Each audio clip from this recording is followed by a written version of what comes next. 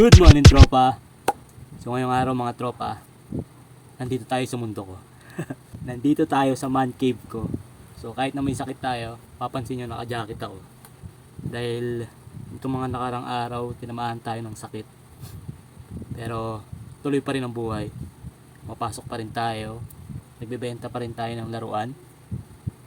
So marami nagtatanong bakit hindi na raw ako nagbabike. Well, actually maraming nangyari. Naplatan tayo, nagkasakit tayo, so hindi pwede muna magbike, baka mabinat ako. Baka next week na ako magbike after ng schedule ng third shift, baka second shift balik tayo sa pagbabike.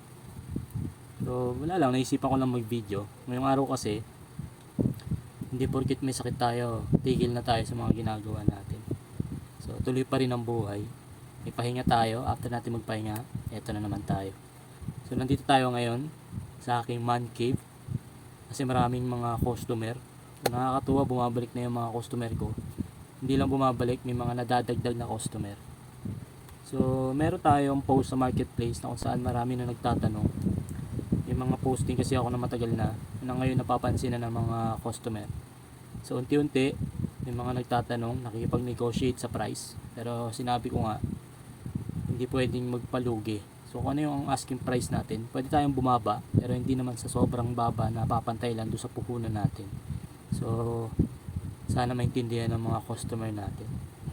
Naisipan ko lang gawin tong video, wala lang. Kasi wala tayong post ng pagbabike.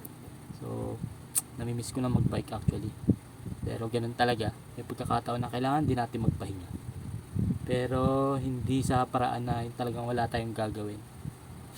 Kailangan pa rin natin kumilos. Pahinga tapos syempre grind pa rin tayo. So ngayong araw medyo maganda yung pasok ng pera sa atin. Medyo nakakabawi-bawi na ulit tayo.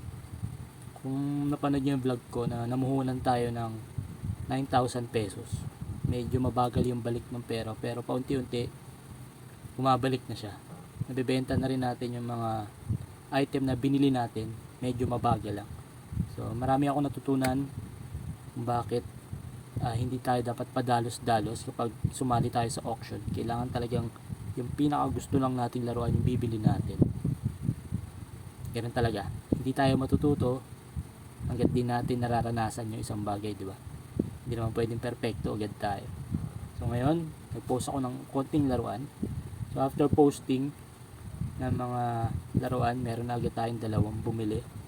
So isang 149 pesos at saka isang 99 pesos. So pag kinumpute natin, so meron tayo na 248 pesos na kita para sa araw na to. Not bad, kasi kakapost ko lang pero may bumili na agad. So yun lang mga tropa, pasensya na, ito lang yung video natin para sa araw na to. Pera pa rin. So after nito, liligo na ako din, pasok na naman sa trabaho. Yan talaga ang buhay. Ang pagsubok kailangan lampasan, hindi kailangan hintuan. Paalam, ito si Tonton. Peace. Bye.